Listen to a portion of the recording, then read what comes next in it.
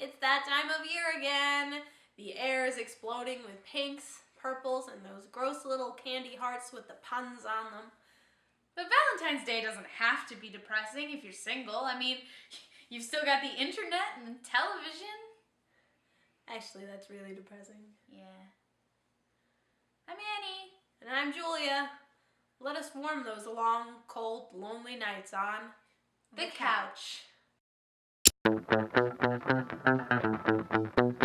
There really are worse things than being single. And trust Hollywood to show you that not all relationships are good ones. Some just make you look at the screen and think, that's not okay. If your boyfriend or girlfriend compares your romantic relationship to Romeo and Juliet, that's not okay. I mean, it lasted like less than a week and half a dozen people died. They died. Murder-suicide pacts. It's never a good idea.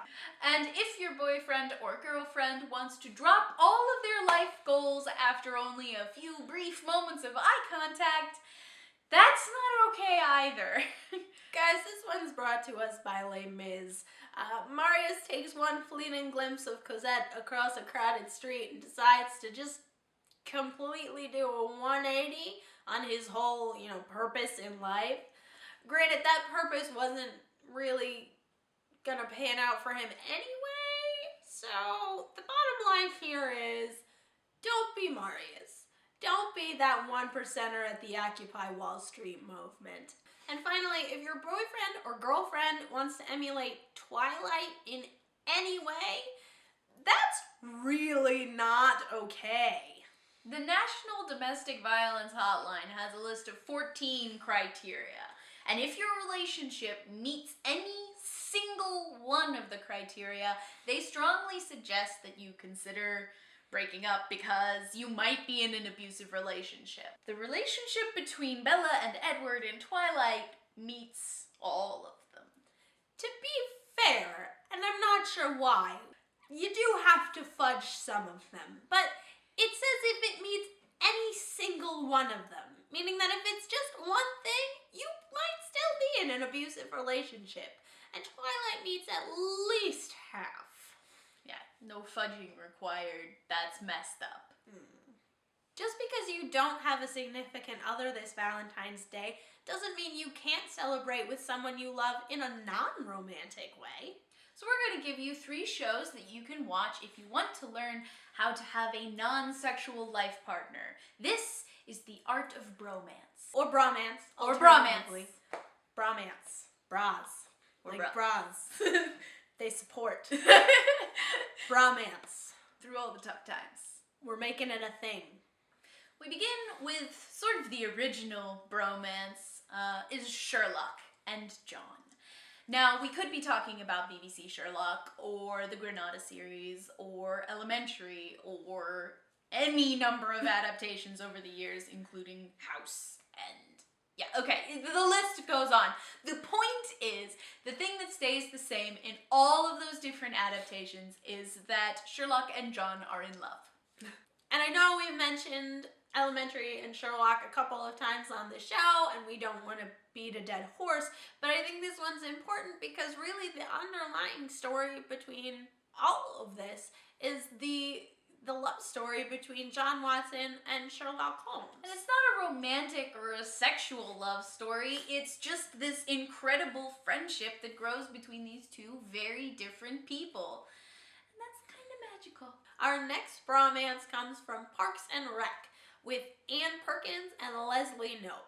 What I love about these two ladies is that it never feels like they're in a competition with each other. Even when Ann starts dating the guy that Leslie's had a crush on for years, Leslie doesn't feel like she needs to compete with Ann. There's no cattiness there. She just honestly wants the two of them to be happy together. And it's so common in television to pit the female friends against each other over a man. And in my experience, and I think in a lot of women's experience, like once you get out of high school, that doesn't happen. True bras just support each other. Yeah. And that is what Ann and Leslie do. It's really a relationship based on genuine trust and support and love between these two characters. Also, I just have to give credit to Leslie Knope for coming up with Galentine's Day. Which is a brilliant idea. Waffles and whipped cream for everyone. Should be a thing. We'll make it a thing.